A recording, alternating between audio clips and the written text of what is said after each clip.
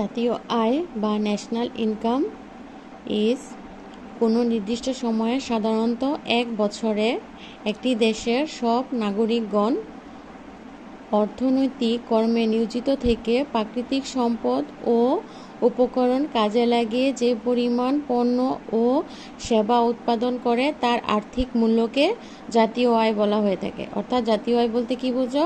কোনো একটা নির্দিষ্ট সময়, সাধারণত এক বছরে, জাতীয় আয়টা সাধারণত এক বছর ধরে গণনা করা হয়ে থাকে। নির্দিষ্ট সময়, বিশেষ করে এক বছরে একটি দেশের সব নাগরিকগণ, মানে একটি দেশের সকল নাগরিকগণ অর্থনৈতিক কর্মে নিয়োজিত থেকে প্রাকৃতিক সম্পদ ও উপকরণ, প্রাকৃতিক যে সম্পদ ও উপকরণকে কাজে লাগিয়ে যে পরিমাণ পণ্য ও সেবা উৎপাদন করে। একটি দেশের সকল নাগরিকগণ প্রাকৃতিক সম্পদকে কাজে লাগিয়ে যে পরিমাণ সেবা উৎপাদন করে তাকে বা তার আর্থিক মূল্যকে জাতীয় আয় বলা হয়ে থাকে বা ন্যাশনাল